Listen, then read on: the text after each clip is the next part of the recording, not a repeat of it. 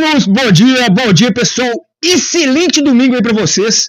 Pessoal, todo dia aqui é um dia especial e hoje mais especial ainda. Eu tô com um convidado aqui sensacional. Mas antes já sabe, né? Manda aquela bicuda espartana no like, se inscreva no canal se não é inscrito e claro, compartilha essa entrevista porque com certeza vai vir muita dica boa, uma história bacana. Pessoal, hoje simplesmente eu estou aqui com o vice-prefeito de Itabirito, Rafael Rondon. Rafael, é uma honra, é um prazer, meu irmão. Obrigado. Tudo bem com você aí? Tudo bem, prazer é meu, obrigado pela oportunidade. É sempre uma razão especial a gente poder estar aqui, dividindo um pouco da nossa história, respondendo algumas perguntas que talvez por meio da sua voz outras mais gostariam de fazer. Então que a gente tenha um excelente programa. Obrigado pelo convite. Espartamos junto, meu irmão, espartamos junto. E pessoal, qualquer lugar que eu vou na prefeitura, setor da prefeitura, qualquer pessoa que eu converse aqui da cidade, todo mundo fala a mesma coisa. Olha, gente boa demais. É muito bom estar perto de gente assim, gente bacana, com energia positiva, alta astral, né? E trabalhando muito, né, Rafael? A gente sabe que você está trabalhando muito. Eu estou vendo suas redes sociais, cada hora você está num lugar diferente, né? E esse é correria de sempre. Nós vamos falar sobre isso aqui. Legal. Eu queria que você se apresentasse um pouco, falasse um pouco da sua formação, né? Um pouco na área que você é especialista, né? E também depois fala um pouco do lado pessoal, filho de quem, casado com quem, nascido aonde, um pouco do lado pessoal para as pessoas conhecerem também. Legal. É tipo aquele momento Globo Repórter, né? Como é que faz, onde doca. Mas legal. Essa foi boa. Eu me chamo Rafael, sou natural de Itabirito, sou nascido, sou criado aqui com orgulho imenso, família da cidade, tenho 36 anos de idade, recém-completados, fiz aniversário há pouco tempo. Glória a Deus. Amém. Eu sou filho aqui do Mamaco, neto do Totô e Nascimento, sobrinho da Lola e da Vilma Nascimento, são excelentes referências para a nossa cidade. Uhum. Eu costumo dizer que a minha história simboliza um pouco do que é Itabirito. Minha família por parte de pai da cidade, uhum, e a minha família por parte de mãe é de Manhuaçu, leste de Minas. Manhuaçu, terra do café. E minha mãe veio trabalhar aqui, concursada do Banco do Brasil, conheceu meu pai. Que bacana, hein? E dessa história surgiram eu e meu irmão. A minha formação profissional é em psicologia, consegui uma especialização em monitoramento e avaliação de políticas públicas, que é algo que eu super me vejo envolvido, e tenho uma experiência muito legal na área de RH, trabalhei em grandes multinacionais e também tive uma vida muito voltada para a área de formação política, atuação em partido e em movimentos sociais. Então eu tenho esse vínculo aqui na cidade. Então, de maneira bem resumida, esse sou eu, mas tenho certeza que a gente vai explorar outros pontos aqui ao longo da nossa conversa. Não, bom demais, pessoal. E aí, um psicólogo, né, pessoal? Eu acho essa pauta sensacional. O meu canal fala muito sobre psicologia, desenvolvimento pessoal, né? A gente gosta muito de falar sobre esse assunto. E, Rafael, você tem alguma clínica que você atende? Você ainda faz consulta ou você parou tudo agora para ser o vice? Como é que está a situação? Isso é uma pergunta bem legal. E antes que eu siga com a pergunta, que você fez um questionamento no início que eu não posso esquecer. Sim. Eu sou casado com a Mariane, não posso esquecer com quem que a gente é casado. Meu amigo, realmente, esse aí Eu falei, não posso esquecer disso, minha querida esposa, inclusive. Manda um beijo pra ela aí agora. Beijo, Mari, ela, tenho certeza que depois também eu vou deixar um recado muito especial pra você, minha parceiraça. Quase que apanha em casa, hein, Então, é engraçado porque acaba que grande parte das pessoas assimilam a psicologia ao atendimento clínico. Eu me formei em 2014 e a partir de 2015 eu quis viver uma série de experiências dentro da psicologia. Atuei como voluntário no hospital da cidade, foi um momento também, o ano que eu me envolvi com os movimentos sociais, né, que são as organizações do terceiro setor. Tive a oportunidade de trabalhar numa clínica, fazendo um atendimento como a gente entende a psicologia de uma maneira convencional durante um ano, mas eu nunca me encontrei na clínica. Eu sempre achei a clínica um pouco solitária para o meu perfil. Eu sou uma pessoa muito mais de equipe. Social, né? Isso. Gosta de muita gente. Exatamente. Então a minha trajetória profissional, Flávio, ela é muito voltada para a parte dos recursos humanos, né? Entendi. Que é a área da psicologia que trabalha no RH das empresas. Aí dentro do RH você tem mais algumas subdivisões, como recrutamento e seleção, claro, que a gente conhece bastante, né? Aplicação de testes. É crucial, né? Importantíssimo, né? Uma série de outras questões, mas a minha praia mesmo sempre foi na área de treinamento e desenvolvimento de pessoas. Excelente área. Muito, excelente área. Então, eu já vou pra polêmica aqui já. Eu sei que tem uma treta, eu falo porque eu já namorei psicóloga, né? E assim, tem uma treta dos coaches com a psicologia. Boa pergunta. Fala um pouco sobre isso aí. Você acha que tem que ter essa briga mesmo ou você acha que uma coisa pode somar com a outra? Eu sou daquela opinião que a gente tem que fazer uma defesa da ciência. E a psicologia, ela é uma ciência. Com certeza. De tal maneira que ela foi estudada, né? Ela foi legitimada no Brasil diante de muita luta. E eu acho que você tem que saber fazer bem a separação das coisas. A psicologia é uma profissão muito séria. E a gente aprende muito isso na faculdade, a gente vai dividindo as trocas com outros colegas, porque a seriedade perpassa por a gente lidar com pessoas, com vidas humanas. É uma responsabilidade gigante, enorme, né? Então a gente tem conselho errado, a pessoa... Uma intervenção equivocada, um conselho errado. Me preocupa muito os trabalhos que parecem transmitir que as mudanças elas podem ser muito superficiais. Ou muito rápidas, né? Muito rápidas, e às vezes as pessoas precisam cuidar de traumas profundos. São processos, né? Exatamente. Então eu sou um daqueles que defende que tem que ter uma separação nesse sentido. Um psicólogo pode, de fato, ter... O coach também, ele tem uma pesquisa, tem um direcionamento, mas me preocupa muito quando a pessoa se coloca como coach e diz que trabalha em terapias ou se coloca como psicólogo. Acho que uma coisa é uma coisa, outra coisa é outra coisa. Separar os papéis, né? É fundamental. Isso, como eu comentei, vai muito de encontro com a luta que a psicologia tem no Brasil, no mundo como um todo também, para se afirmar como ciência, pelos posicionamentos que são necessários no que diz respeito à transformação de vida das pessoas.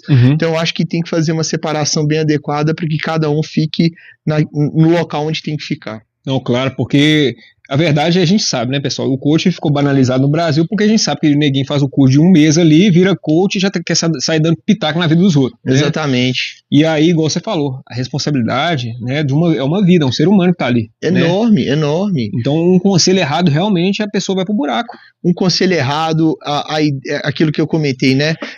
Porque é engraçado, porque até algumas pessoas, por eu trabalhar na parte de treinamento e desenvolvimento, algumas pessoas me chamam de coach. E eu entendo, né? Eu acho que a gente tem que saber comunicar dentro do linguajar popular.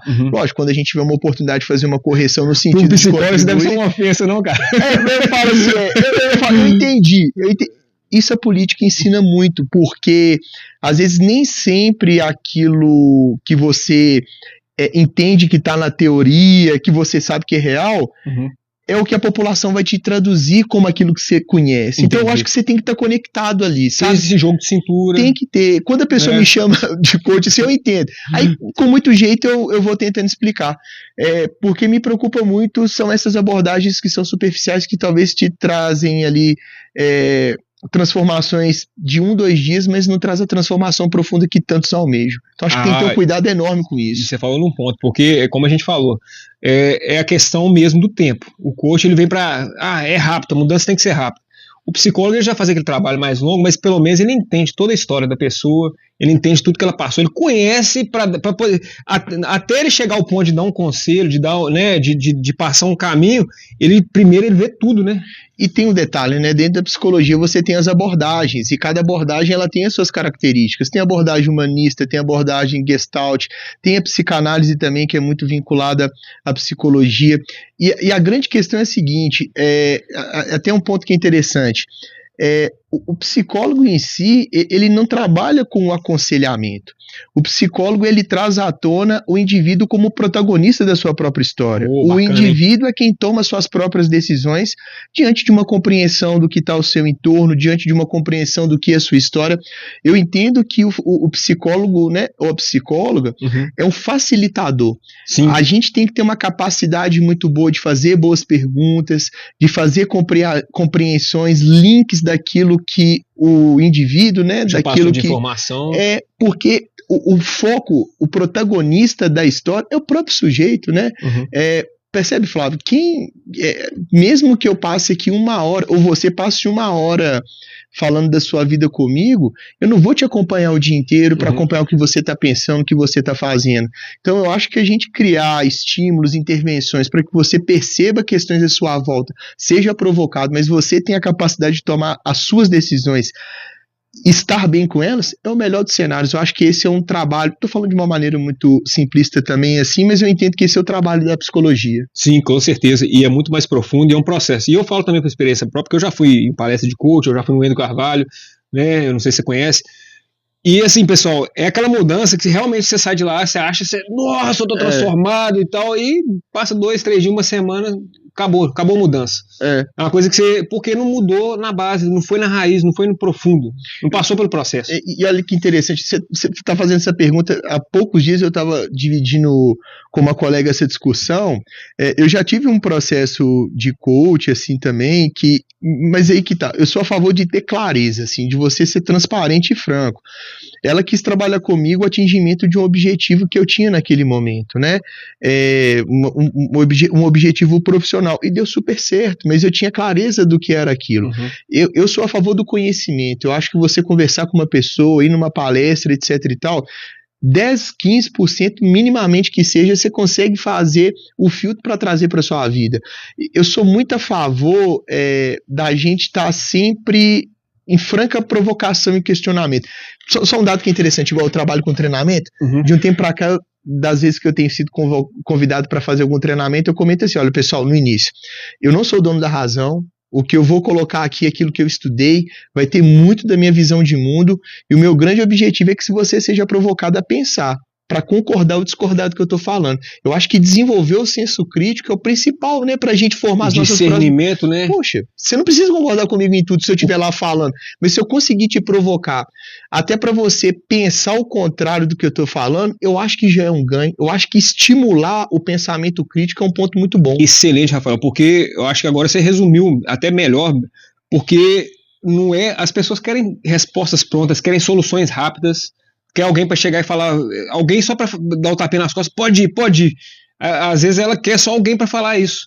E a psicologia ela faz o caminho inverso. Ela pega as informações, igual você falou, e faz a pessoa pensar. E a própria pessoa toma as decisões. Legal. Né? Através das reflexões, né? Muito bom. E eu concordo exatamente com o que você está dizendo. E olha que a gente vai falar de política aqui, né? Mas você quer ver um desafio bom?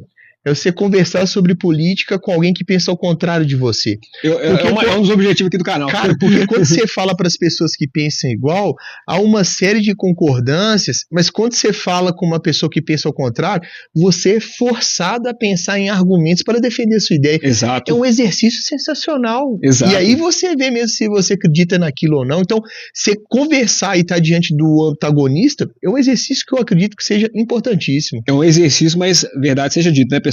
Para pessoas maduras, inteligentes, né, que sabem respeitar, ter educação, né, para defender seus argumentos, para, né, é uma das coisas que eu quero fazer aqui, debate, direita, esquerda, fazer um negócio aqui, vou fazer uma coisa assim nesse sentido aqui mais para frente pro canal, né, que eu acho que é interessante a gente sempre estar tendo essa compreensão e essa abertura para escutar o outro lado. Boa. Né, e não simplesmente fechar, é a minha velha opinião, sou formada sobre tudo, e eu não escuto mais nada, e coloco uma viseira, né. Eu concordo, essa sua fala eu assino embaixo. E legal que você falar dessa área também de treinamento e como você falou, experiência em recursos humanos, né, que é uma área delicada porque tem 2 pontos que eu acho legal. Você tem que primeiro estudar as pessoas, às vezes, que vai entrar numa empresa, né? Você tem que observar ali se aquela pessoa é qualificada, né? O psicólogo ele fica lendo as pessoas, né? É o trabalho, é a visão de raio-x ali, né? Você tem que passar super ler ali, você tem que ler a pessoa mesmo, né? E ao mesmo tempo você tem que fazer, às vezes, um trabalho muito difícil, que é demitir a pessoa. Né? Como é que você passou por isso já? Como é que é essa situação, Rafael? Então, eu acho que essa área do RH, assim como várias outras ciências, ela vai passando por uma grande transformação ao longo do tempo também, né? Eu ri quando você comentou sobre essa questão de ler as pessoas, porque às vezes quando eu estou em algum lugar, geralmente quando a gente vai numa festa, etc e tal, aí eu falo assim, eu sou psicólogo. Ah, não, já tá me analisando, né? É assim mesmo, o meme é esse, né? Aí eu sempre falo brincando assim, não, fica tranquilo que eu não trabalho de graça, não. Pra dar uma quebrada. Boa resposta. É porque nós somos seres humanos também, e a gente não tem que psicologizar tudo. Eu lembro que um professor falava muito isso na formação. Tomem cuidado, a gente não tem que ser psicologizando tudo, não. A gente tem que ser gente também, não é? Tem gente que é casado, né, com tal, e acha que a pessoa está sempre analisando ela. Não tem como, assim, né? Você tem que dar um descanso mental até para você conseguir dar conta do trabalho. É verdade. Então, até nessa parte do recrutamento e seleção, é muito difícil você alcançar tudo que a pessoa vai te demonstrar. Você tem uns instrumentos que vão te orientar, os testes psicológicos ajudam muito, sim, claro. Porque eles vão demonstrar alguns aspectos da personalidade da pessoa. A entrevista individual, sobretudo profissionais experientes, conseguem captar determinados comportamentos a partir de falas, você consegue captar alguma coisa, mas a pessoa ela só vai mostrar quem é ela mesma no dia a dia. Não tem como. É como um casamento, qualquer relacionamento de amizade que seja, é no dia a dia que a gente vai ver se a pessoa foi coerente com aquilo que ela mostrou ser no momento da entrevista. É nas quatro paredes ali que o bicho pega, né? Exatamente. Casal é isso, né? É a tampa do vaso, tudo, é o dia a dia ali que você vê. É o comportamento diante de um projeto, é a questão da proatividade. Eu posso falar na entrevista, olha, eu sou proativo, posso dar exemplos daquilo que eu já vivi dentro dessa competência, mas vai ser no dia a dia que as pessoas verão se eu fui coerente ou não com aquilo que eu consegui passar naquele momento do início. Mas o processo do recrutamento, você já consegue fazer um filtro muito interessante, linkado às estratégias da empresa, né? Então, não quer dizer que a pessoa deixou de passar num processo de uma empresa que ela é incompetente, que ela é ruim. Às vezes ela simplesmente não sabe. O perfil da vaga, né? O perfil da vaga ou a cultura da empresa. Exatamente, né? Isso significa muito, né? Agora, a parte da demissão, por exemplo, né? Eu já tive as experiências de fazer desligamentos, mas já na prefeitura. Não atuando como psicólogo, mas como gestor. E é um processo que para mim sempre é muito difícil, né? Acho que para todo mundo, né? Ninguém vai falar que é fácil. Não é fácil. Só se for ter uma frieza, for psicopata, não tá nem aí. É difícil. Ou então quando tem uma razão, ou então quando dá uma razão que é um erro tão grotesco, né? Uma falta de humanidade que você não tem que fazer esse desligamento. Mas o processo das empresas hoje, acaba que eu estou um pouco afastado dessa área, já estou aí caminhando para 7 anos na prefeitura, 7 anos. Hoje o RH ele tem se colocado no conceito de um RH estratégico. O que é isso? É potencializar a liderança para que a própria liderança tome a sua própria decisão e faça o seu desligamento. Porque você percebe que às vezes fica estranho, você cria um relacionamento num determinado departamento, numa determinada área, aí num eventual desligamento isso vai ser direcionado para o RH, para um psicólogo. É muito frio isso, né? O pessoal do RH tá te chamando lá. Famosa. Isso é ruim. O que é? Não sei, vai lá. O próprio líder tem que dar conta de fazer isso. O que o RH e o psicólogo faz hoje é dar condições para que a liderança tenha condições de tomar essa atitude. Igual eu vejo isso, o RH da prefeitura, inclusive, brilhante em questão de servidores, pessoas muito competentes, e eles estão alinhados nessa nova lógica, que é a seguinte: deu problema, eu tô com problema com um determinado liderado, né? Tô falando da prefeitura, mas outros mais também que a gente observa que tem o mesmo comportamento. Tô com problema com fulano de tal, vai pro RH. Não. O RH hoje ele não pode ser um acolhedor de problema, ele tem que ser um instrumento de potencializar a sua gestão quanto liderança, aquela ideia da autoliderança. A liderança ela não é um cargo, é uma habilidade, é uma atitude. Todos nós podemos ser líderes independente da hierarquia. O ideal é que quem está na posição de gestor tenha liderança como uma competência também. Então esse processo do desligamento eu acho que está muito vinculado ao RH tradicional, de décadas atrás. Hoje já tem esse comportamento do próprio líder de departamento, de área, já tem uma condição de participar do processo de escolha e também de tomar as decisões de desligamento. Porque hoje realmente na nova administração mais moderna, o RH está realmente vinculado com o planejamento estratégico. Exato. Né? Ele está totalmente vinculado com os objetivos, né, do que se espera. Então, assim, mas foi bacana você falar isso, da responsabilidade da liderança, fazer a própria demissão, né, igual você falou, construir um relacionamento aí. Sim. Né? Porque aí a pessoa, a chance da pessoa ser, a primeira vai ter que ser sincera, por causa disso e disso e disso, mas a chance daquele que foi demitido não ficar tão chateado, né, não querer criar uma retaliação depois é menor, porque vai entender, é a líder que está falando. Né? Sim. E eu sou a favor dessa transparência. Transparência, sinceridade, verdade, vai doer? Vai, mas tem que falar. Das oportunidades que eu tive, igual eu comentei, nunca foi fácil, mas eu sempre tentei ser bem transparente. Igual, te dar um exemplo, Flávio, teve um certo desligamento que eu vi que era uma questão de incompatibilidade da pessoa estar dentro do serviço público, por exemplo.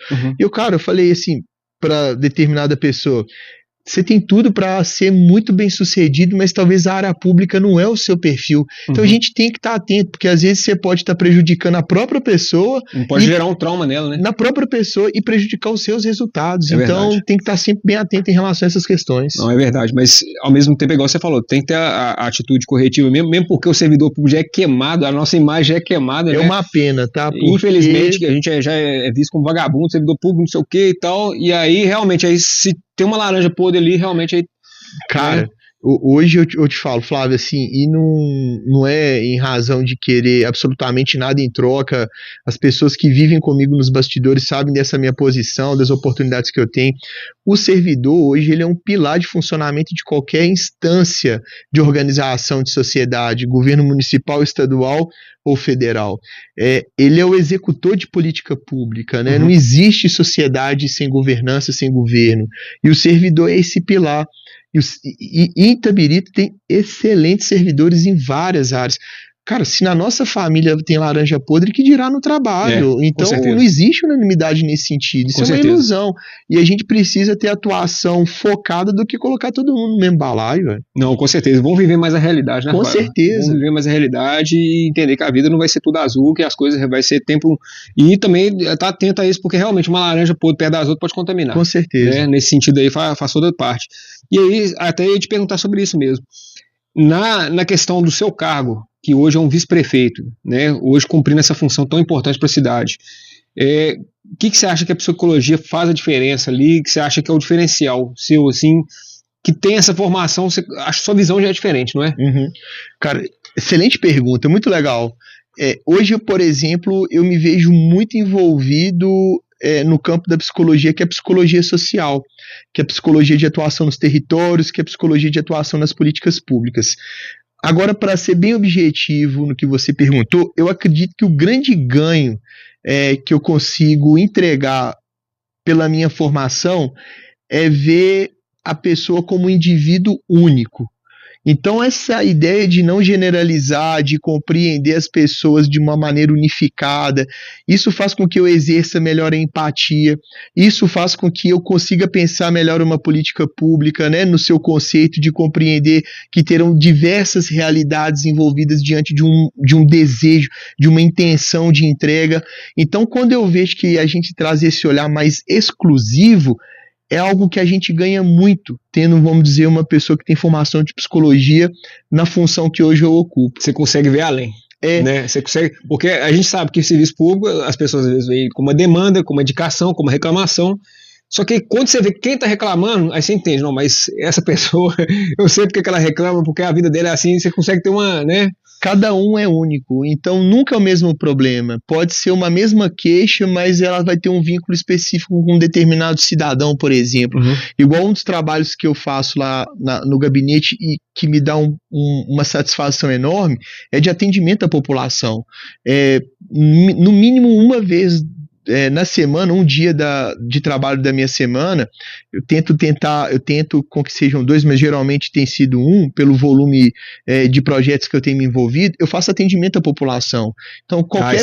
Então, qualquer pessoa da cidade pode ir lá no gabinete, marcar um horário. Isso aí é bacana. Faço uma questão enorme, não tem uma questão de escolha que é de partido A, B, de bairro X, Y, porque eu acredito que a política ela tem que ser algo acessível para as pessoas.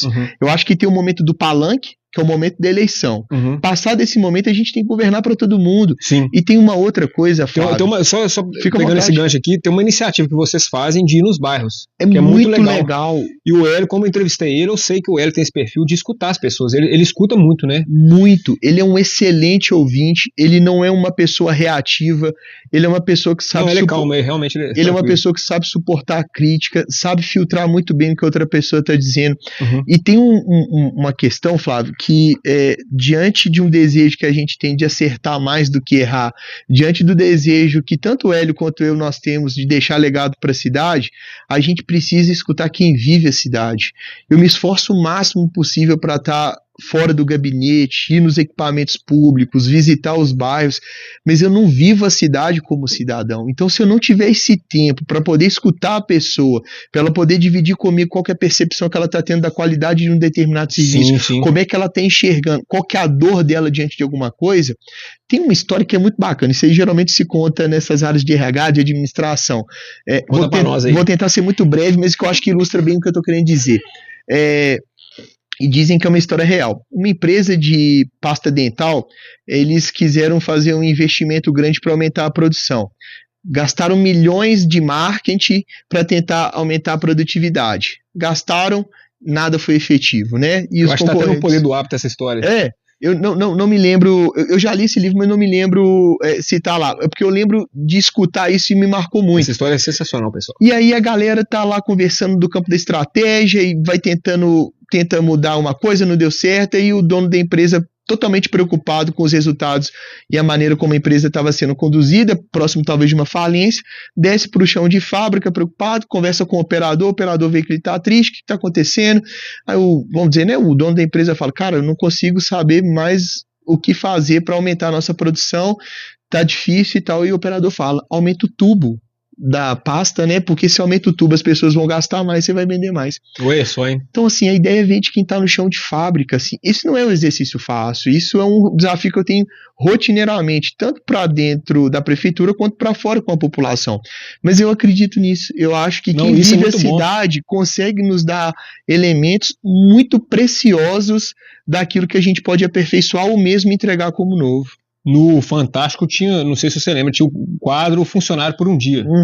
O chefe se fantasiava. Bem lembrado, era muito legal. O chefe se fantasiava e ia pro chão de fábrica para entender os problemas ali, né? Isso mesmo. Então é bacana isso, né? Você poder estar ali, porque às vezes a pessoa não vai falar aquilo com a chefia. Mas como eles colocaram uma maquiagem, né? Aí, não, é porque o chefe aqui é chato. Ah, ele é chato, mas por que ele é chato? Porque faz isso. Você acha que ele pode melhorar? Não, ele pode melhorar e tal. E aí o chefe ia pegando as dicas, né? Excelente quadro, bem lembrado. Esse quadro, acho que tá no YouTube aí, pessoal. Se deve quiser, ter, né? Deve ter muito.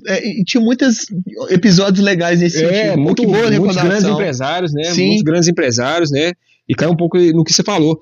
Mas, para falar de psicologia, a gente não pode esquecer que nós estamos agora num janeiro branco. Sim. Né? Então, é fundamental a gente falar um pouco sobre isso, né? Sobre essa questão, porque a verdade é o seguinte, Rafael. Hoje, quem né, quem não tem depressão, ansiedade, é maluco. Não, porque no mundo que a gente está hoje, a pessoa que né, é o 1%, na verdade. Porque hoje está todo mundo, né, com estresse, trabalho, correria, rotina, política. Sabe, a gente sabe como é que é a luta, né, de um guerreiro aí hoje em dia na vida moderna.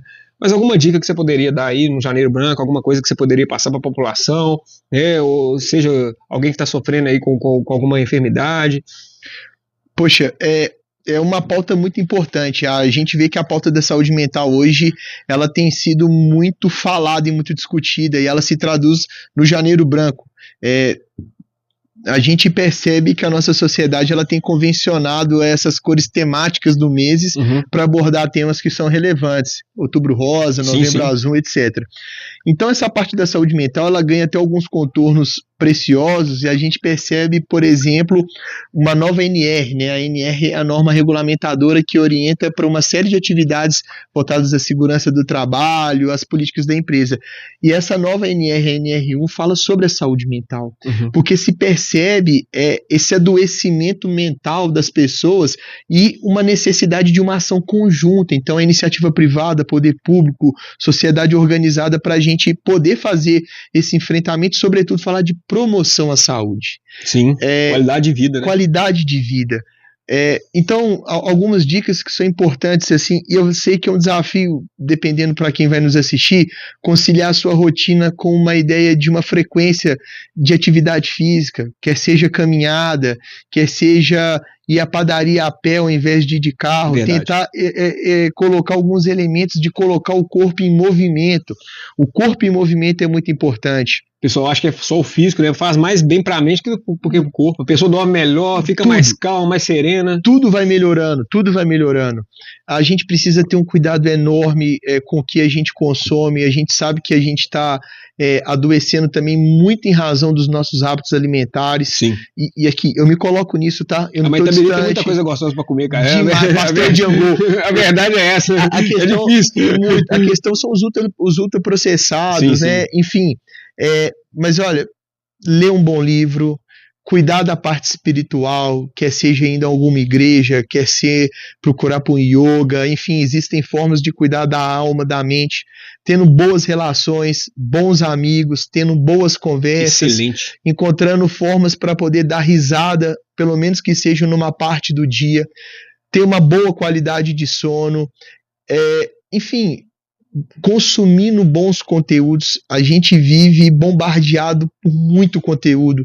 As redes sociais hoje, elas têm um alcance imenso, TikTok, Facebook, Instagram, Kawaii, YouTube, Twitter, LinkedIn. Então isso consome muito da nossa mente e às vezes, dependendo do noticiário, a gente fica frustrado, revoltado. É isso que eu ia falar, por exemplo, a pessoa que gosta, né, igual eu tive minha ex-sogra lá, gostava de Brasil Urgente, ficava 24 horas vendo aquele ali.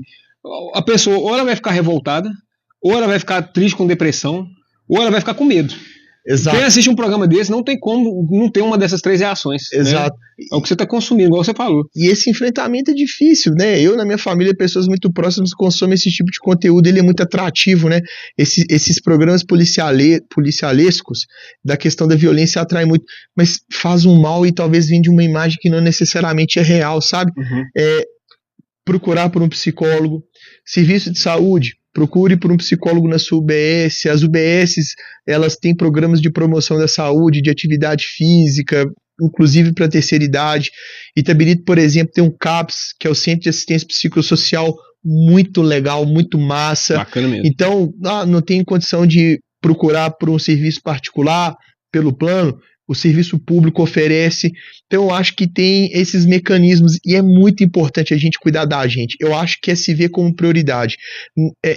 E assim, eu sei que... A maioria não vai procurar também, família também tem que ficar de olho também, né? E você sabe, assim, o que eu fico pensando assim, ô Flávio, são as realidades das pessoas que vão nos assistir. Me marca muito, por exemplo, uma vez... boa parte das pessoas sabem que eu estive como secretário de Esportes e Lazer, e eu lembro que uma vez uma trabalhadora de limpeza, conversando com ela, ela falou um pouco da rotina dela, acorda muito cedo, leva uma filha para o trabalho, na hora do almoço correndo tem que pegar a filha e levar a outra para a creche e arrumar a marmita, aí a outra volta, aí a menina toma conta... É a vida dos guerreiros hoje em dia, né? Cara, e aí essa mulher, ela chega em casa, tem que cuidar das coisas de casa e tal. Aí eu levei esse questionamento para a da equipe, eu falei, como é que a gente faz com que essa pessoa faça atividade física? É difícil, então assim, mas eu acho que a gente tem que cuidar, se a gente quer cuidar dos outros, a gente tem que se olhar em primeiro lugar, claro. E não há mal nenhum que isso aconteça. Eu acho que com pequenos gestos também, acho que a gente tem essa condição. Ô Flávio, olha que interessante. Falou tudo, porque todo mundo quer dar conselho, mas não olha para a própria vida, né? Não olha para o próprio umbigo, né? Você tem que ser a primeira pessoa. E a pessoa, a ação vai provar mais do que as palavras dela. Né? Para você dar um conselho, não, eu tô dando um conselho, mas eu vivo isso, né? Eu tenho esse desafio, tá? Eu tô falando, mas isso pra mim também é um desafio. Não é fácil pra mim não, mas eu sei que esse é o caminho. Eu tenho que dividir aqui que esse é o caminho. Eu fui recentemente num evento, Flávio, que fala sobre inteligência artificial, ChatGPT, Gemini, etc. E aí, o relatório do último ano, como um primeiro tema mais buscado, deixou de ser edição de texto, por exemplo. O primeiro tema hoje é procurar por um propósito de vida. Os primeiros temas, as pessoas estão buscando por aconselhamento no celular. Olha como é que isso mostra uma fragilidade das relações também, não é? Às vezes a gente é um desconhecido para quem está do nosso lado. Então esse fortalecimento de vínculos familiares, de amigos, isso tudo ajuda. Criar bons momentos nos ajudam também, além de atividade física, psicólogo, ouvir música boa, ir no teatro, ir no cinema, igual que tem Itabirito. Isso tudo ajuda. Sim, porque também não é, pessoal, não é só trabalho, não é só trabalho, não é só correria. A gente sabe que você trabalha muito, você está, né, nas atividades, mas tem que ter um tempinho para relaxar, tem que ter um tempinho. E é legal que você, é bacana que a gente acompanha, você está feliz ali no que você está fazendo. Você está ali no Pastel de Angu, você está curtindo o evento, você está trabalhando, você está ali como vice-prefeito, você está em sua imagem, mas ao mesmo tempo você está no seu lazer. Sim. Então é muito bom quando você consegue juntar esses dois mundos também, né? De certa forma, né? E o bacana, a coisa que você falou também, que é essa questão de propósito. Eu acho que isso que, a partir do momento que a pessoa não tem isso, realmente para ela fica muito mais complicado, e muita gente ainda não achou o propósito, não achou a missão de vida, né? Então isso é fundamental mesmo, as pessoas buscarem mais isso, esse tipo de coisa. Antes de entrar aqui na pauta aqui da prefeitura mesmo, da política, você logo assumiu e você teve um desafio nessa questão também. Como é que ficou o seu psicológico? Você quer contar isso pra gente? Você teve um problema com a sua esposa? Sim. Eu acho que não tem nenhum problema dividir. Acaba que quando a gente se coloca na vida pública, um pouco do nosso privado se torna público também, né? Porque isso, a notícia espalhou, cara. Eu tô falando aqui porque isso aí foi pra prefeitura inteira, praticamente, sim, né? E da maneira que foi também, né? É a primeira vez que, de certo modo, eu vou falar isso de uma maneira aberta, porque eu acredito que isso pode inspirar outras pessoas. Sim. Eu acho que esse é o grande ponto, assim, também. Com talvez certeza. Alguém que possa estar passando por algo parecido, isso pode acalentar o coração ou dar força, enfim. Logo depois da nossa vitória na campanha, foi questão de 10 dias, nós tiramos 4 dias para poder, eu e minha esposa, né, na ocasião minha noiva, pra gente poder dar uma descansada, e aí ela tava já sentindo mal. Eu lembro que no último comício ela já não tava sentindo um pouco mal, mas se agravou. Quando nós voltamos, questão de 10, 15 dias depois, ela foi diagnosticada com um tumor no intestino, já em estágio avançadíssimo e com metástase de 2 outros tumores. Já tinha dado metástase? 2 outros tumores no fígado, assim.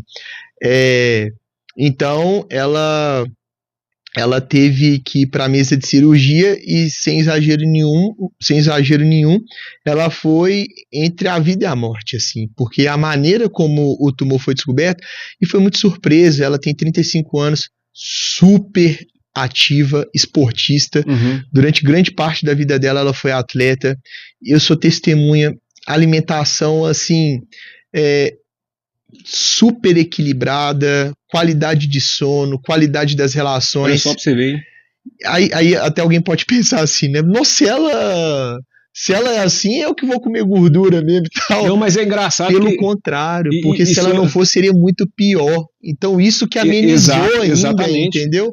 E contribuiu para a recuperação dela. É porque tem gente que dá aquelas desculpas assim, não, meu avô bebia até e fumava até 91 anos. Isso. Eu falei assim, mas seu avô era no biotipo, ou seja, se começar hoje, você morre amanhã. É isso, né? A gente não pode, então eu acho que essa é a parte do exemplo bom.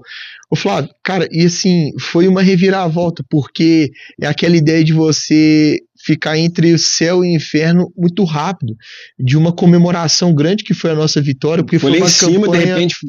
uma campanha de muito trabalho, de muita entrega. E você já estava muito cansado, né? Porque a campanha, eu conversei com ele contou um pouco, nossa, vocês rodaram demais. Ele falou que não, a gente emagreceu, porque andando, pegando sol, todos os morros subindo, conversando diretamente com a população, já foi muito cansativo, né? Muito, muito.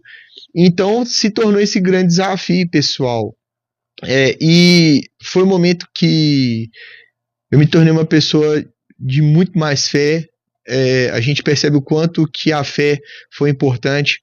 Foi um momento que eu vi o quanto que os profissionais da saúde são espetaculares. Bacana, hein? O quanto que o investimento em pesquisa e ciência é importante, porque a minha esposa, a Mari, ela teve a oportunidade de ter acesso a bons medicamentos, a bons tratamentos, e foi todo um primeiro semestre de 2025 dedicado a esse tratamento. Ela teve que passar por 2 cirurgias muito complexas, isso mudou completamente a nossa rotina. Eu tive que dividir o trabalho da prefeitura com esse trabalho de casa. Pesado demais, você acabou, né, cheio de vontade, força ali, mas ao mesmo tempo já desestabilizou, né? Exatamente.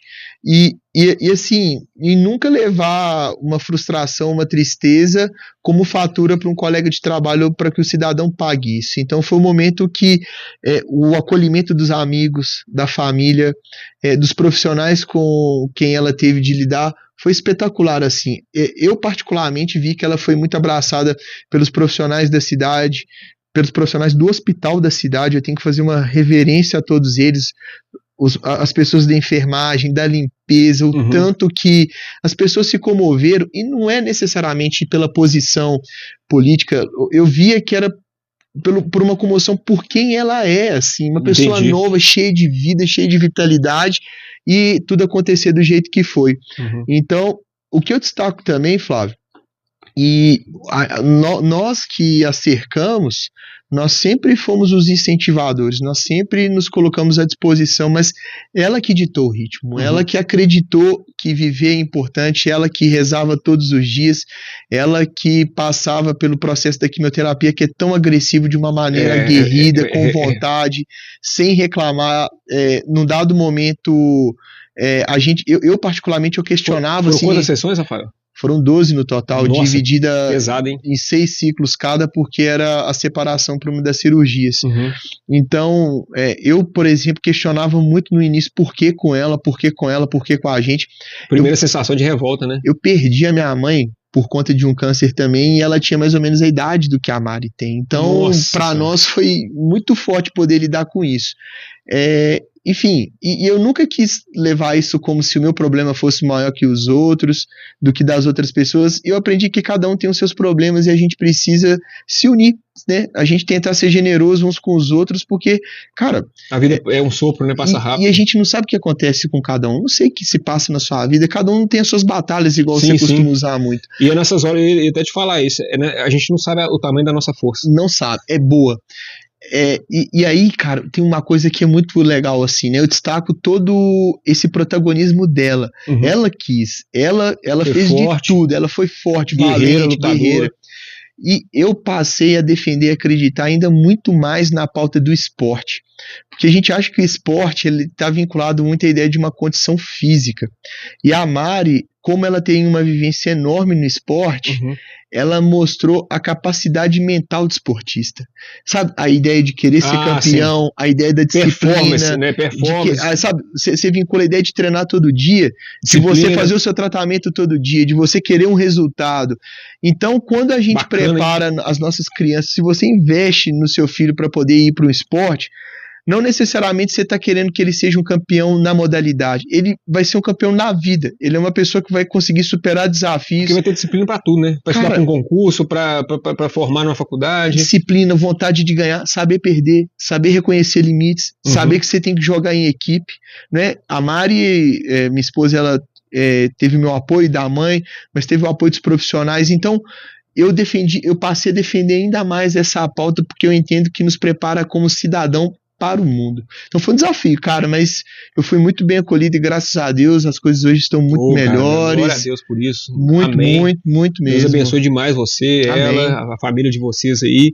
E um exemplo bacana, uma mensagem edificante aí que você deixou aí, porque realmente as pessoas aí que estão sedentárias, que estão vendo o vídeo aí, né, literalmente vão começar a agir, porque faz a diferença. Faz muito. E assim, para quem estiver passando, a gente não sabe o dia de amanhã, né? Sim. Até com a gente mesmo, mas eu acho que fica essa mensagem do acreditar, do orar, de ter fé, né, de acreditar na equipe médica, mas de acreditar no médico dos médicos, que é o que a gente fala, que é Deus. Isso ajuda muito. Nós vamos falar mais sobre isso aqui, né, porque são formas que acho que é o reencontro. Isso. Né? Acho que Deus ele acha formas assim, não, meu filho está um pouco distante de mim, eu vou achar uma forma dele ficar mais junto comigo, de uma forma que ele vai ficar mais feliz. É muito legal. E assim, vencer um dia de cada vez. Não tem como pensar 2 dias pra frente, não. Exato. É um dia de cada vez. Eu já fiquei doente, eu sei que é assim mesmo. Não é fácil. Você comentou um pouco da sua história. Não tem planejamento futuro, não. É um dia por vez. É a disciplina do dia. E é isso. E vai devagarzinho, né? E é isso. E bacana demais, pessoal, porque isso mostra que é o guerreiro, né?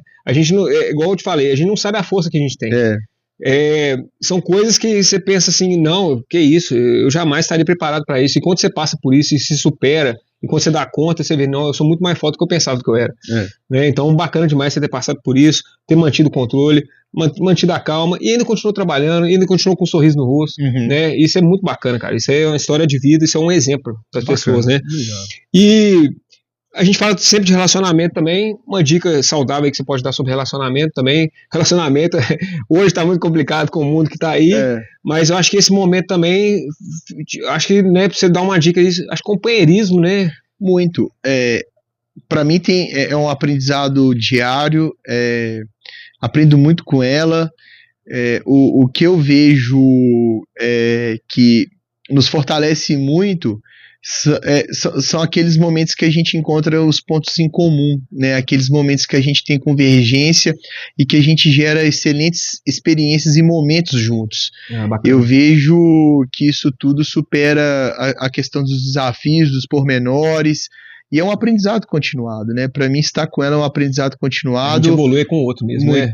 Sozinho é mais difícil, né? O outro vai te mostrando seus defeitos. Sim, a gente não é fácil, talvez, né? A convivência é complicada, mas eu vejo que essa questão da paciência, né, da tolerância, com certeza contribui bastante. Ótima dica, excelente dica, Rafael. Vamos pegar então um pouquinho, agora falando um pouquinho de política, o fato de ser vice-prefeito da cidade, o fato de estar no grupo, como você começou a falar no início, você sempre viu que a sua lógica psicológica está mais pro social. E aí você poder expandir, mas como é que veio o chamado, assim, como é que foi aquele dia que você falou assim, não, eu vou candidatar, como é que foi isso? Eu desde muito novo, eu sempre gostei muito de política. Quando eu tinha... Bacana, hein? Não, tem umas coisas que é curiosa, né? Diferente isso. O Dr. Hélio, por exemplo, ele dá até risada, assim. Quando eu tinha 12 anos, eu colecionava santinho de campanha, cara. Olha, você colecionava santinho? Eu tinha vários santinhos, vários santinhos. Isso é engraçado. Vários santinhos.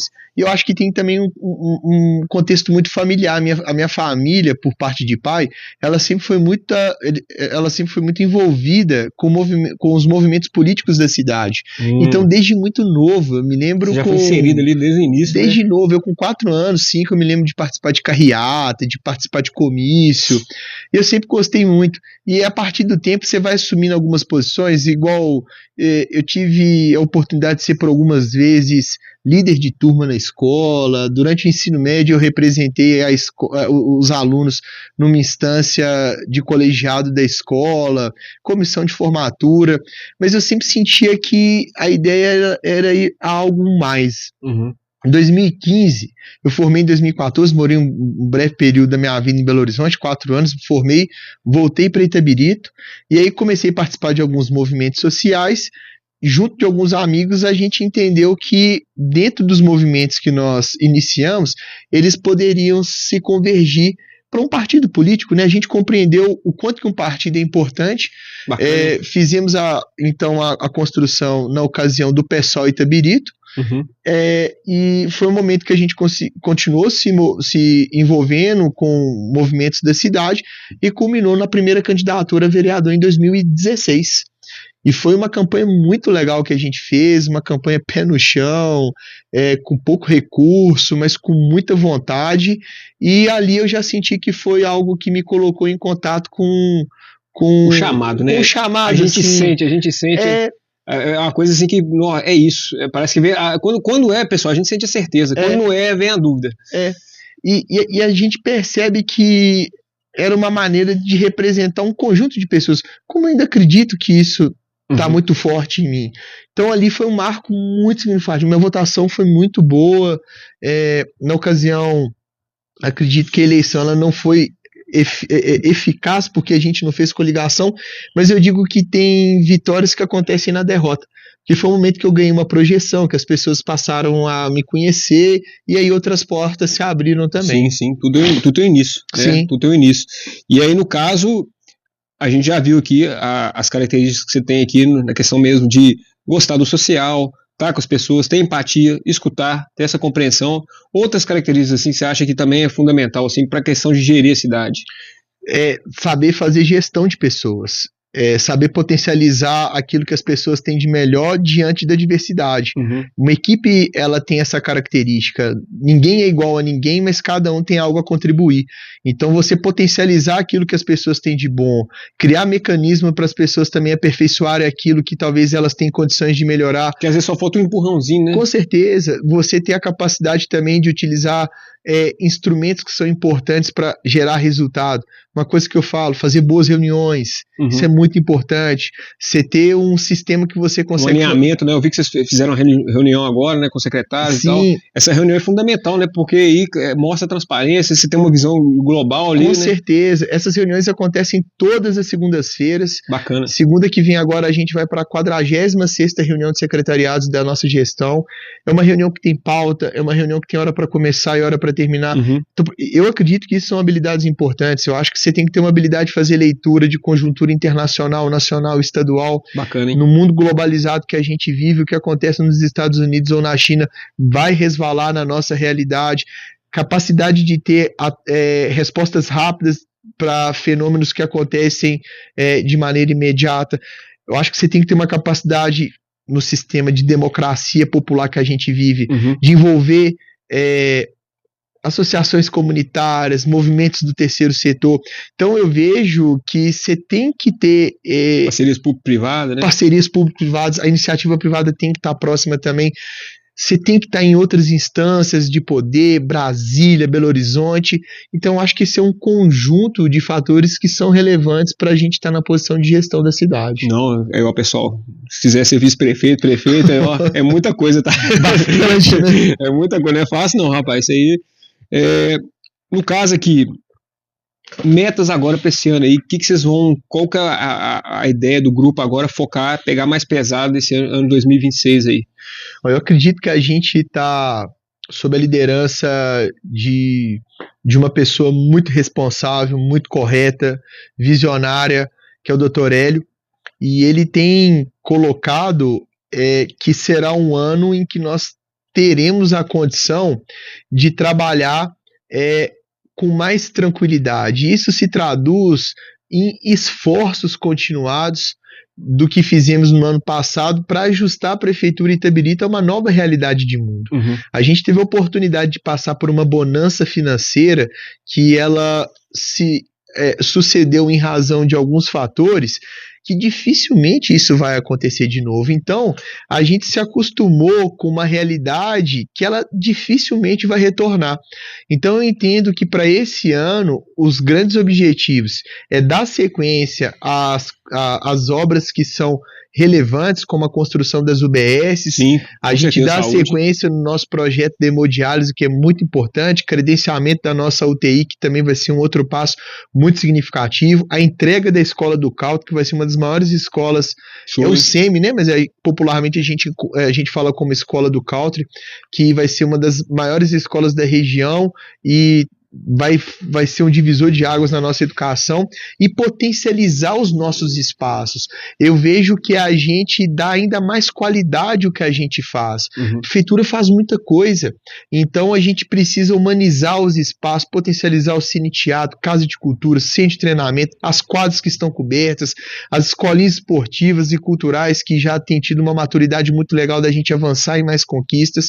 Então eu entendo que a gente passa a viver essa nova normalidade, mas potencializando o que a gente faz de muito bem feito. Sim, sim. Cara, é interessante, Flávio, a gente que vai conhecendo outras realidades, a qualidade do serviço público de Itabirito é elevada. Não é comum a gente ver uma qualidade de educação, saúde, esporte, cultura, agricultura do que a gente vê em Itabirito. E isso tem um preço que não é barato. Então, você manter o padrão alto é um desafio, eu acredito que é um desafio que está colocado para esse ano também. Ah, não, bacana. Porque realmente, igual você falou, você tem uma visão maior, global. Então você visita outras cidades e tal, e aí você fala assim, não, porque às vezes as pessoas reclamam, né? A gente que mexe no transporte público, tá reclamando e tal, cara, você não viu outras realidades. Você não sabe o que é motorista de ônibus arrancando ônibus, caindo, ônibus todo arrebentado. Então aqui nós estamos com alto nível e as pessoas às vezes não dão valor, né? Exatamente. Aí a psicologia ajuda. Olha pra você ver que interessante. Por quê? A gente sabe que nós seres humanos, né, eu vou colocar nós porque eu também sou parte, né, nós somos seres do desejo, a gente sempre está desejando. Você já viu aquela loja que você passa por uma loja e você vê aquela camisa e fala, nossa, que vontade de comprar aquela camisa. Aí eu tô falando do desejo do consumo, né, nesse exemplo. Aí quando você compra ela, no segundo dia ela já não tem o mesmo valor, porque você já conquistou, né? Perdeu o valor. Aí você passa a desejar uma outra coisa. E lógico que isso vai acontecer nos nossos serviços também. E Flávio, quando a gente compra... E o povo é exigente. A população exigente. Às vezes é insaciável, né? Sempre vai que tá... vou te dar às vezes uns gostam de reclamar mesmo, né, rapaz? A gente trabalha em serviço público e muitos estão precisando de psicólogo. Às vezes tem que fazer um serviço mais psicológico do que da reclamação ali em si, né? Precisa conversar e desabafar. E a gente vai ter que ter jogo de cintura. Vou te dar um exemplo. Tem a programação agora para passar no cine teatro de cinema. Cara, filmes interessantes, assim, e tal. Aí uma pessoa foi e me mandou assim, nossa, péssimas escolhas, eu não vou e tal, não sei o quê. Aí eu paro e penso, cara, nós ficamos mais de 20 anos sem ter cinema. Fica sem cinema. Estamos com um dos melhores cinemas do interior do estado. Um cinema que tem... estrutura do teatro ficou sensacional, do cine teatro. Um dos cinemas que tem a melhor estrutura de som. Eu te garanto isso que eu estou te falando pelo investimento que foi feito. Não, eu fui lá. É muito legal, mas você percebe? Cara, tá... É um conceito muito destrutivo, assim. Nem precisa falar, só não ir, entendeu? As pessoas parecem que não olham as coisas boas, né? Não olham as coisas boas que vocês fizeram. Então, que você quer participar com outros sugere, tem que ser participativo, tá? Então, acho que a gente tem que saber lidar, fazer o filtro, entender, melhorar, mas eu acho que tem que ter um equilíbrio nessa história. A visão de quem está de fora, pelo menos assim, os servidores e tal, vê que vocês entraram, esse primeiro ano foi um pouco um primeiro ano assim, mais de aprendizado também, né? Igual você falou, viver aquilo é diferente. Aí você está vivendo aquilo ali, você vai aprendendo, né? Então, igual você falou, agora vai ser um ano mais tranquilo, porque você já sabe os pontos, né? Já sabe o que tem que melhorar, o que tem que acertar, né? E essa também vai ser a competência agora de vocês da gestão, saber trabalhar com menos recursos, né? E esse é um ponto também que eu até dentro da prefeitura eu falo lá, né? A gente fala da queda de recursos, mas a gente não fala de uma cidade empobrecida. Eu acho que são duas coisas muito diferentes. O que para nós no ano passado foi muito difícil, que é o seguinte, a gente tem que fazer planejamento. O planejamento não é uma questão que a gente pode escolher ou não ter numa prefeitura, nenhuma prefeitura. Hoje, a legislação, depois de 1988, com a Constituição, a gente tem 3 instrumentos de planejamento fundamentais. O Plano Plurianual, que é o PPA, que dá o horizonte de planejamento para 4 anos, inclusive a gente pega um ano do mandato seguinte para dar aquela garantia de que obras não ficaram paradas, projetos não ficaram parados. Certo. Nós temos a LDO, que é a Lei de Diretrizes Orçamentárias, que é o seguinte, dos 4 anos, do foco do próximo ano, esses vão ser as prioridades. Estou sendo muito simplista. E nós temos a LOA, que é a Lei Orçamentária Anual, que é quando a gente direciona os recursos para cada um dos programas das políticas para o ano seguinte. Certo. Então a gente tem que fazer uma projeção, entender mercado, etc e tal. É um trabalho hérculo que nós temos internamente. Cara, mas no ano passado, as quedas continuadas de receitas que nós tivemos nos prejudicou muito. Então a gente teve uma queda de 100 milhões do que a gente havia previsto. E diante de... É muito dinheiro. Cara, 1 milhão é muito dinheiro. É o que eu costumo falar assim, 1 milhão é muito dinheiro. 1 milhão, com 2 milhões de reais, por exemplo, ô Flávio, eu consegui operar em determinado ano todos os eventos esportivos da cidade com uma sobra. Certo. Então você imagina 100 milhões, o que a gente não teve que remodelar na prefeitura como um todo. Mas a questão era a seguinte, a projeção do próximo mês era uma arrecadação de 10. Vinha 6, 7...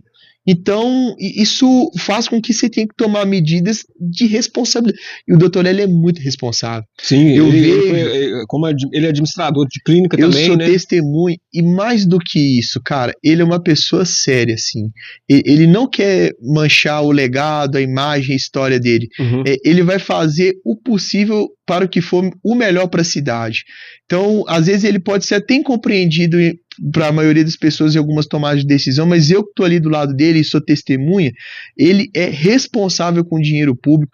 Ele, cara, ele tem um sentimento que eu dou um valor, que eu acho que todo administrador público tem que ter, de se sentir pertencente à coisa pública, porque isso às vezes acontece até no futebol quando não era SAF, né? Como é só o CNPJ, a pessoa ali era irresponsável, ia embora com o presidente, ficava o prejuízo para o clube. Estou trazendo essa analogia com o futebol. Certo. Com a prefeitura é a mesma coisa, cara, né? Quando, vamos supor, alguém quebra um ponto de ônibus, é falta de pertencimento, de entender que aquilo é dele também. O prejuízo quem vai pagar é a própria pessoa. A gente tá vendo isso. Quando a pessoa joga lixo no chão, é uma falta de pertencimento de que a cidade pertence a ele. Nós estamos administrando. A gente é passageiro. Eu tava vendo o banheiro da Praça Centenário. Aquilo é um absurdo. É esse caso, porque vocês vão lá, arrumam, reforma, e eles vão lá e quebram tudo de novo. E aí, o dinheiro vai sair de onde? É do bolso de todo mundo. E o Hélio, ele tem essa capacidade de se sentir pertencente. Então ele assim, o dinheiro é nosso, então a gente tem que ser responsável por isso. E eu vejo que tanto ele quanto eu, a gente está disposto em fazer o que é certo, assim, sabe? Deixar esse legado para fazer o que é certo. Não, claro, e aí baseado nisso, as pessoas às vezes não entendem, é igual você falou, o governo do Orlando, querendo ou não, passou por teve uma questão, pôde gastar mais, tanto que, igual você falou, de nível, aumentou o nível, né? O Júlio Fest foi para uma festa de nível, assim, né? Nacional e internacional. Foi uma festa agora que tá um nível, assim, né? Que você fala, assim, que é coisa de outro mundo, né? Uma coisa, assim, estrutura, né? Uma coisa, assim, né? Aumentou esse nível. Mas aí vem o outro lado, né? Então, assim, questão de crítica mesmo. Como é que hoje vocês estão dando com a crítica? Porque agora teve que reduzir os gastos, né?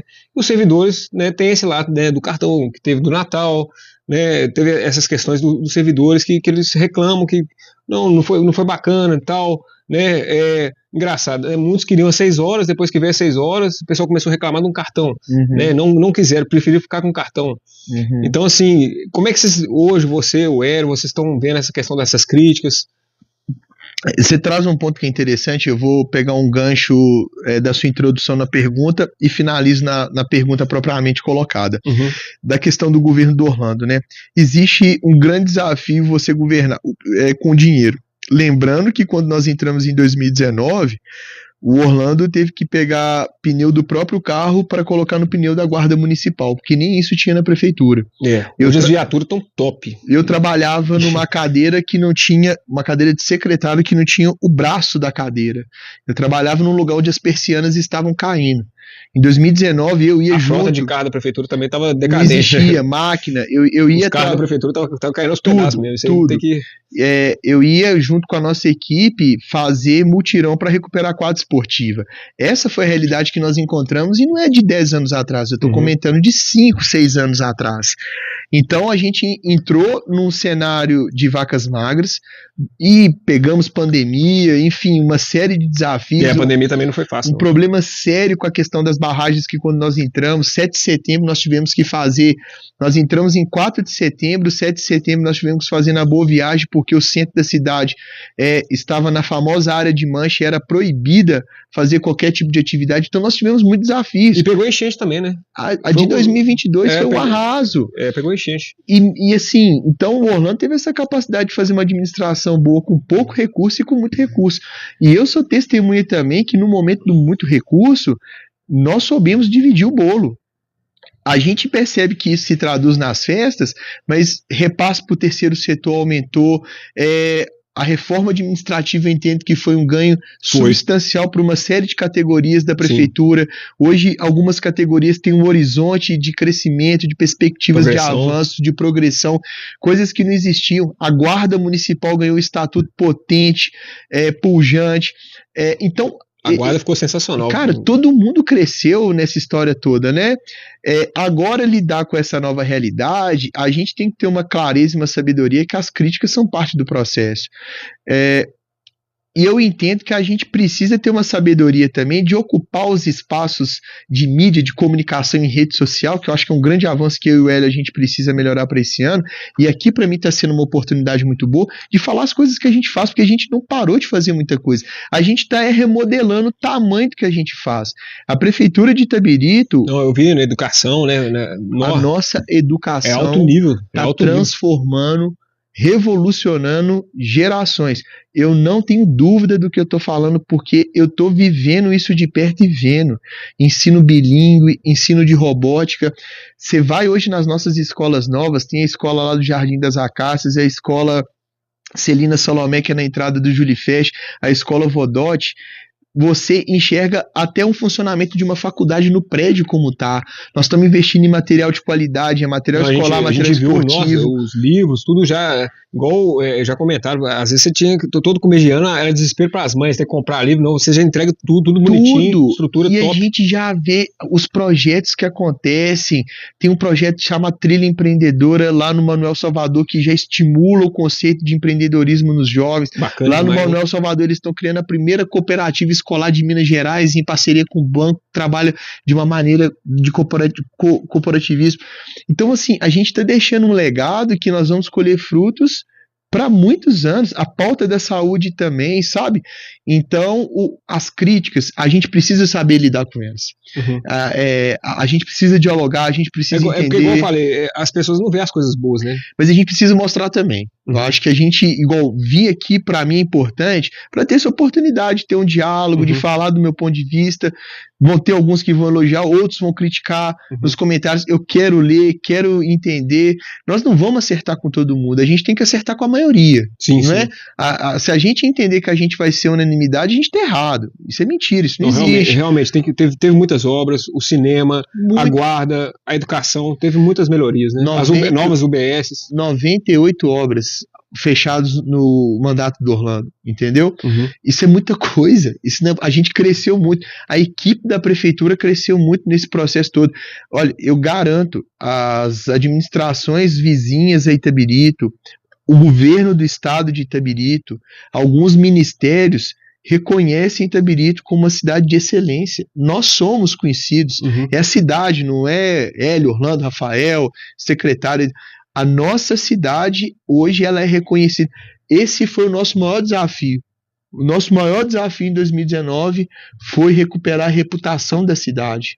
Nossa reputação estava danificada. Nós tivemos muitos problemas para pensar em captação de empresa, por conta da maneira como a gente encontrou o posicionamento da prefeitura. Isso mudou. Então, eu falo que a gente está tendo problemas, podemos estar, mas numa outra qualidade de problemas completamente diferentes do que a gente encontrou em 2019. Não, claro. E aí agora realmente tendo essa experiência de ter conhecido, né, de estar ali na prática, vivendo, tenho certeza, igual você falou, vai ser mais tranquilo, vai colocar os pontos, né, as coisas vão melhorar, né, tem que ter esperança, tem que pensar positivo, né, aquilo que já está dando certo, manter, né, e os pontos que estão falhos, igual você falou, você está aqui, está aberto para conversar com a população, vocês estão indo nos bairros, estão escutando, né, e com certeza, né, melhorar o planejamento. E a gente recebe todo mundo, ô Flávio, tanto eu quanto o Hélio, e tem um negócio que é interessante, né, eu sou um democrata de natureza, e a democracia é um ambiente do conflito, só que a gente tem que ter o olhar da solução, ser resolutivo.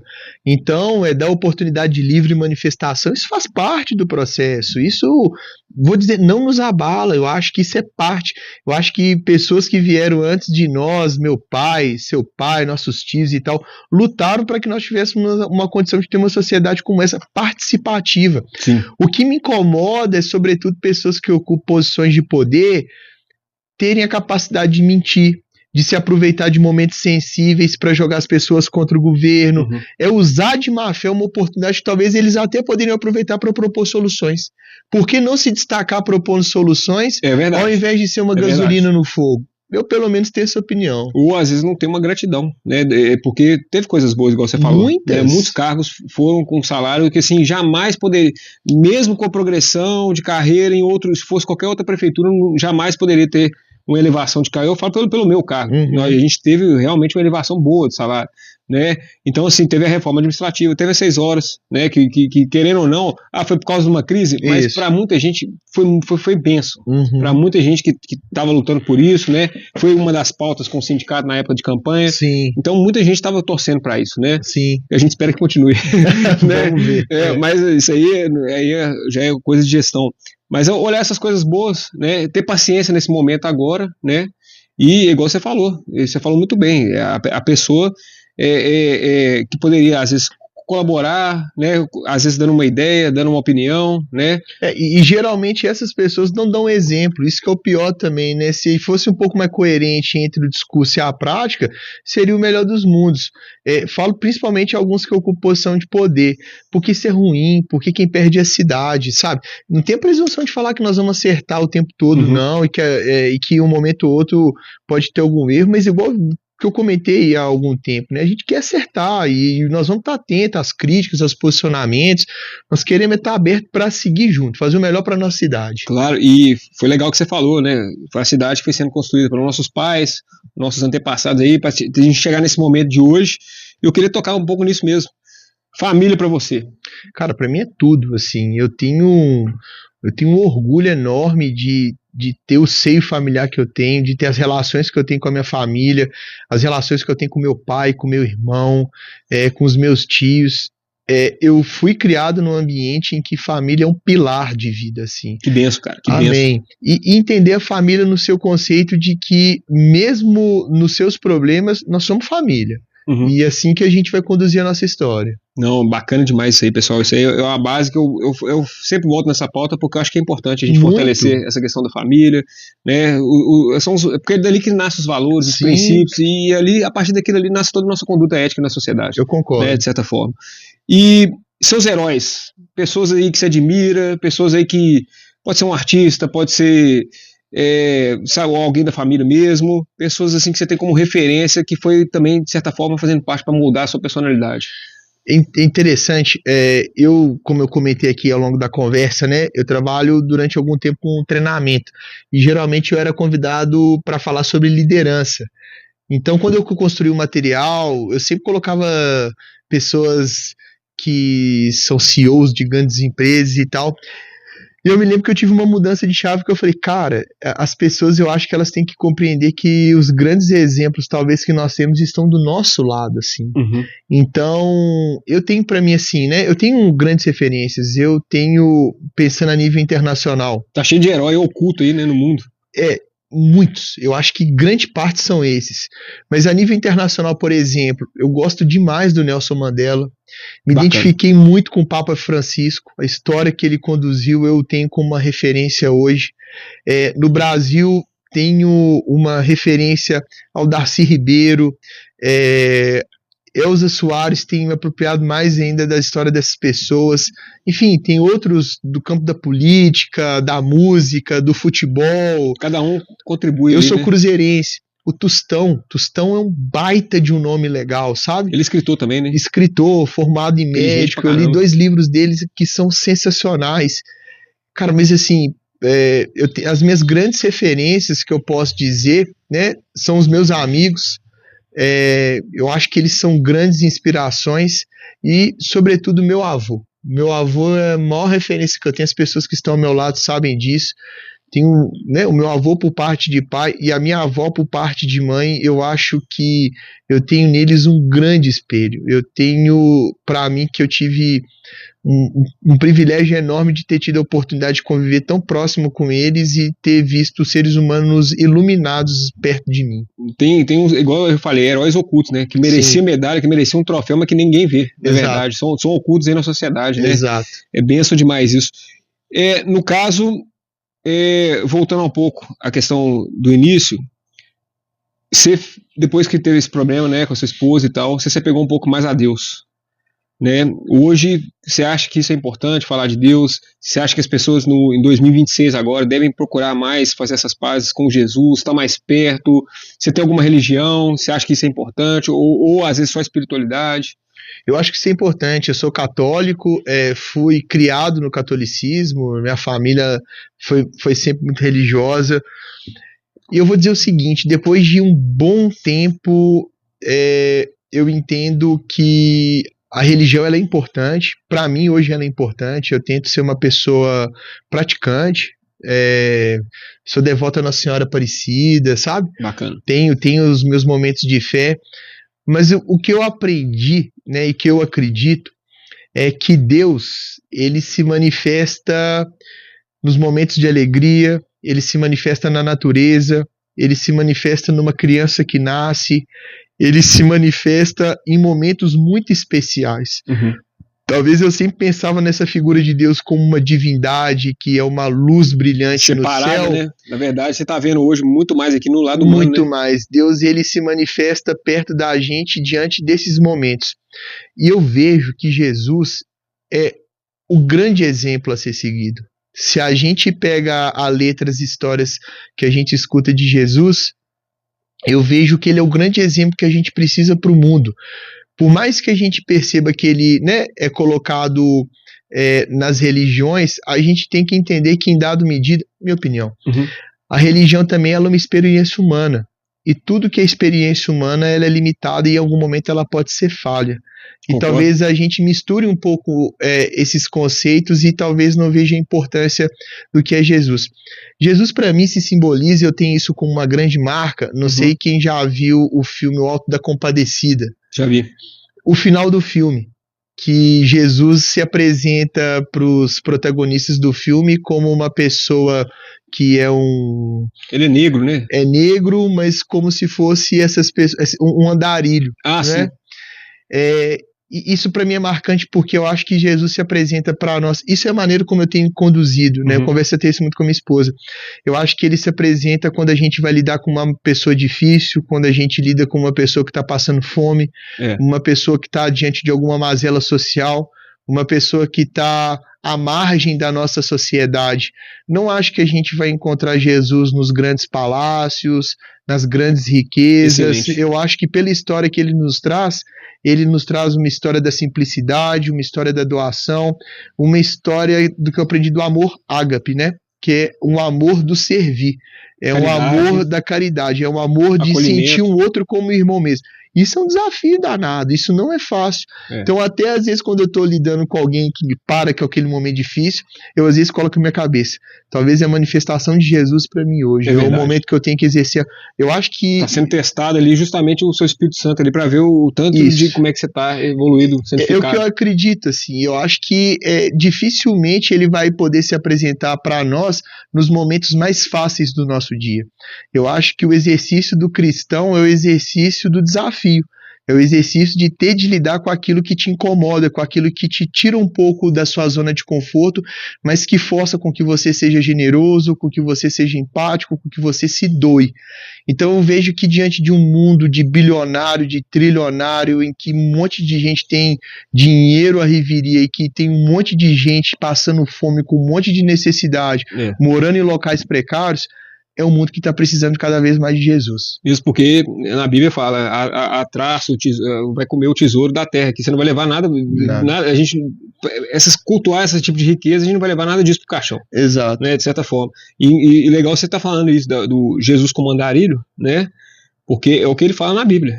Na verdade, é o que ele pede. Toda vez que ajudar meus pequeninos, você visitar um preso, um enfermo, né? Você cuidar da viúva, do pobre, do doente, do necessitado, você tá cuidando de mim, você tá me honrando. Eu acredito nisso, assim, o que eu tenho acreditado. É a base também do evangelho, você falou tudo, você foi na Bíblia mesmo. Que bom. Né? Você foi realmente, e muita gente às vezes desvia disso. Sim, né? sim. Igual você falou, vai para palácio, coisa luxuosa, e desvia do simples, do básico de Jesus, amar o próximo, perdoar, ter compaixão. Sim, né? O exercício do perdão, tanto que é difícil, assim, né? Não é fácil. Às vezes até a pessoa tem o orgulho dela é grande demais para ela pedir perdão também. Sim. Para ela falar, admitir que errou. Né? Sim. A gente sabe como é que é complicado. E falar de Jesus, como é que foi a experiência no CRI Lagoinha, cara? Eu fui convidado pela minha colega, pela Fran. O CRI Lagoinha é um movimento muito legal que tem na Igreja Lagoinha. Eles fazem um grupo de autocrescimento, para que todos possam crescer com as experiências conjuntas, e tem esse foco voltado para o empreendedorismo. Então, de maneira periódica, eles convidam algumas pessoas para poderem falar, né, dar uma palestra, o pastor Hernani lá, né, que é o presidente do ministério lá, tá convidado para vir aqui. Né? Que legal, pessoas muito bacanas, pastor Paulinho também, que é uma pessoa muito querida, e para mim foi muito bom, foi uma maneira que eu tive de estar próximo também. Falei sobre gestão de time, gestão de pessoas e formação de equipe, foi algo nesse sentido. Excelente. Eu achei ótima a experiência, poder estar lá também, escutar as experiências. Eu falo o seguinte, é uma oportunidade que eu tenho de crescer também. Uhum. Eu vou trazer um exemplo aqui. Eu lembro quando eu dava treinamento em uma rede de shopping centers em Belo Horizonte, tinha um mês que eu tinha que falar sobre planejamento financeiro, planejamento e organização financeira. Cara, Flávio, primeiro desafio, porque eu tenho muita dificuldade, principalmente em treinamento, de falar sobre algo que eu não pratico. Eu sinto que a incoerência não me dá... Tem que ter integridade, né? Cara, a incoerência não me dava uma segurança para transmitir para as pessoas sobre aquilo que eu tinha que passar. Quem viveu é diferente. E na época, eu nunca fui uma pessoa muito desajustada, assim. Eu sempre fui muito equilibrado com as minhas contas, pagar as minhas dívidas e tal, mas eu não me sentia a melhor pessoa preparada. Mas eu fui. Por que eu tô querendo dizer isso? Que eu vou vincular com o CRI da Lagoinha. Aí, eu dava treinamento para umas pessoas que eram muito simples, recebiam um salário mínimo. Aí eu entrava na sala e falava, cara, quem que sou eu para falar com essas pessoas o que é organização e planejamento financeiro? Com o salário mínimo elas vivem, pagam conta, cuidam de filhos. E eles é que tem a mãe, né? É isso. Aí eu pensei, eu tenho que criar algum mecanismo para que essas pessoas falem, porque eu estudei, então assim, eu estudei o conteúdo, então a partir do meu estudo e a partir da experiência delas, a gente consiga construir um conhecimento conjunto, e é um pouco do que eu acredito que eu quis levar para lá também. Eu não tinha... Às vezes a gente vai para doar, acaba recebendo. Muito. Eu não sou uma pessoa que sou dona de loja, que tenho um empreendimento, mas eu estudei, eu tenho uma noção da teoria. Então, para mim, foi uma experiência riquíssima. E a Fran, uma querida, conduziu muito bem. Então, eu consegui pegar bons exemplos e traduzir, sobretudo, a experiência que eu tive na prefeitura, né? Formação de time. Claro, então, claro. Isso, formação de time e liderança, eu acredito que eu mando muito bem. Dá protagonismo. Eu nunca acredito só um crescer. Eu sou muito mais do conceito de constelação do que só uma estrela brilhante. Não, mas você tá certo. E porque eu fico pensando até em Jesus. Jesus era feliz? vendo tanta tristeza no mundo, será? Uhum. Se você cresce, você é feliz e vendo todo mundo, né, por baixo, como é que você pode ser feliz assim, Penso da mesma É jeito. bom todo mundo crescer junto. Com certeza. Né? Agora, é legal o que você falou aí, até pegando esse exemplo aí do CRI da Lagoinha, essa experiência é bacana porque eu acho que é a função da igreja. Edificar o fiel. A igreja tem que transbordar de alguma forma, ela tem que devolver um pouco para a sociedade nesse sentido, com ações sociais, com a caridade, levando amor, né? A Lagoinha faz muito isso, né? A gente tem um mercado lá solidário, que a gente ajuda famílias, né? Hoje tá um projeto bacana lá, alguns dias especiais lá para cortar cabelo do povo. Legal. Né? E tem essa questão também das pessoas lá que querem ter empresa, tem loja. É um treinamento que faz com essas pessoas lá. Sim, sim. Dá uma instrução, né, que sai um pouco da área de Jesus, mas são pessoas ali do bem, que você confia um ciclo de amigos ali bacana, que todo mundo ali incentivando. Eu vou trazer outro pastor Hernani aqui, ele vai explicar mais Muito legal. aqui, né? Muito legal. Esse tipo de iniciativa assim, que a igreja, né, transborda na vida do fiel, ajuda o fiel também. Muito. E a Fran também é uma ótima convidada, viu? Excelente. Ela é muito bacana, tá liderando lá junto com o pastor Renan, e certamente uma experiência muito boa. É sempre muito bom, cara. Experiências novas, eu sou uma pessoa que se entusiasma com essas possibilidades. Não, bacana demais. E no caso aqui, a gente indo pro fechamento aqui, a gente tava falando do filme 300. Você chegou a ver o filme? Já vi.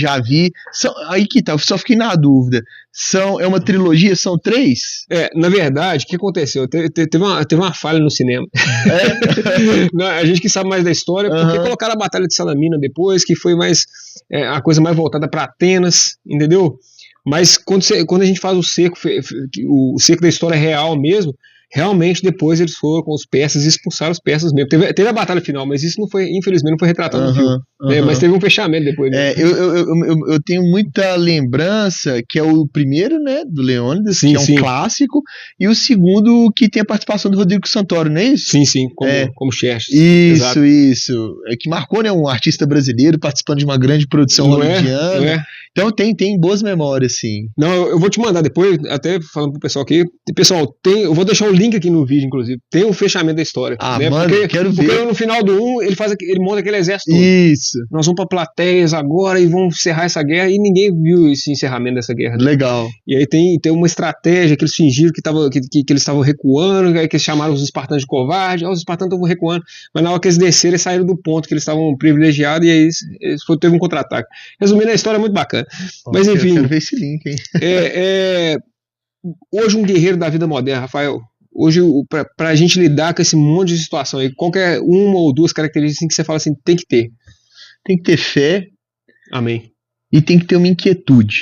Eu acho que a fé é o que dá força, resiliência, persistência, mas a gente não pode aceitar tudo não. Eu acho que Deus, Jesus, o universo conspira a nosso favor, mas eu acho que também a gente tem que entender que quem faz o nosso destino somos nós mesmos. E essa inquietude é que leva à evolução. Sim. Né? Aquele que não questiona, sim. Aquele que não, igual você falou, a psicologia tem isso, traz o discernimento de questionar, de ver, gente, pode melhorar mais, por que não? Sim, né? Sim. E não aceitar as coisas como elas são. Eu acho que a inquietude está muito nisso, assim. Eu acho que não é revolta, é simplesmente uma contribuição de ver a mais, de ver na frente, né?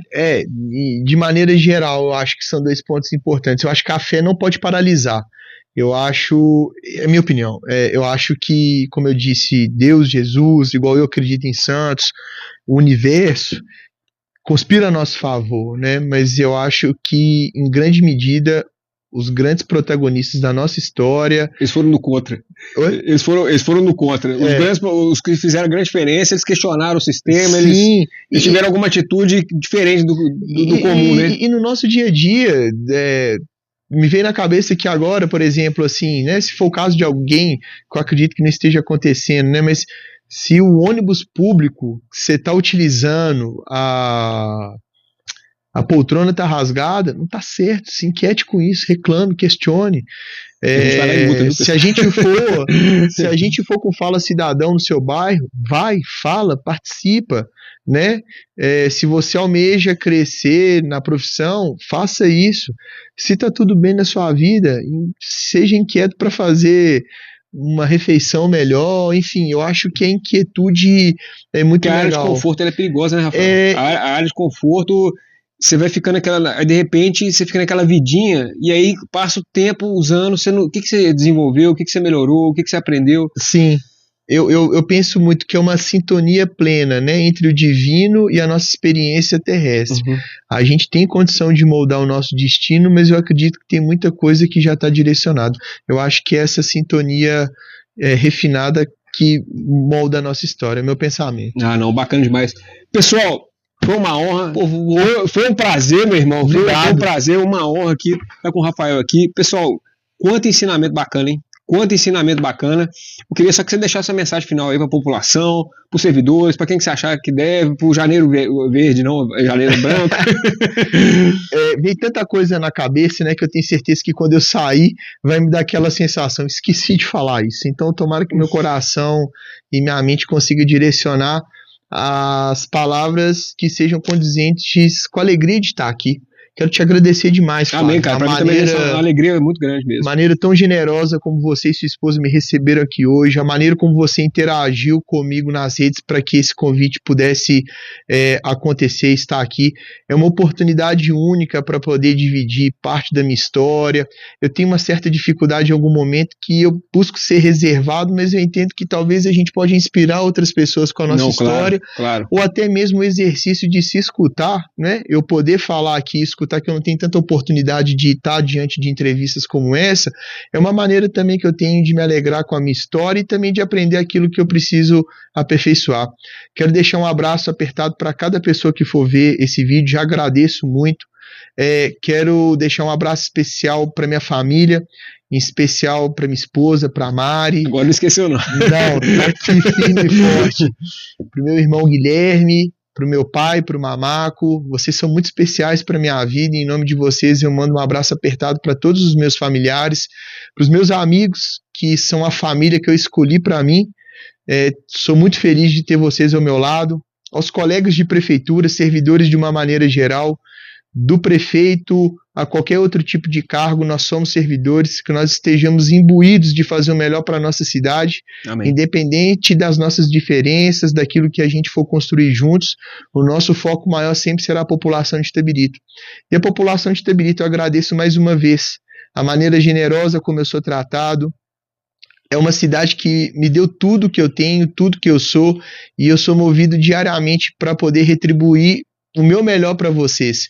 Eu tenho uma clareza que a minha passagem ela tem tempo, não estou aqui para que seja algo eterno, por isso que eu me dedico de uma maneira intensa todos os dias, para que no final dos 4 anos eu não tenha arrependimento de ter feito pela metade aquilo que eu posso fazer por inteiro, e é isso que eu estou me direcionando a fazer. Continue nos dando esse voto de confiança, estejam certos que tem pessoas muito bem intencionadas todos os dias, trabalhando muito em prol do nosso município. Crescemos muito, eu tenho certeza que a gente pode ir muito além. A gente está no seio da região dos Inconfidentes. A gente respira inquietude, a gente respira liberdade e a gente respira coisas grandes. E eu sei que quando a gente dá as mãos, a gente pode alcançar coisas poderosíssimas. Tenha um excelente ano, um ano de muitas coisas Amém. Boas e que eu aprendi. Vamos para cima. Eu desejo saúde. Muita saúde, que com saúde a gente consegue romper muito. Muito obrigado. Estamos por aí. Até breve, até próximas. Parabéns pela iniciativa. Não, e parabéns você e parabéns para sua esposa também, porque são guerreiros, tá, pessoal? Guerreiros na vida moderna. É igual ele falou, ele podia ficar mais reservado e não falar, mas ele falou, e tem certeza que tem gente passando por isso e que se inspire na força, que se entusiasme com essa garra que vocês tiveram, com essa luta que tiveram, né, para poder passar por qualquer situação. Pessoal, gostou? Manda bicudo espartano no like, compartilha essa entrevista aí, se inscreva no canal e é isso aí, espartamos junto. Valeu. Valeu, meu irmão. Que isso, massa Gratidão. Demais.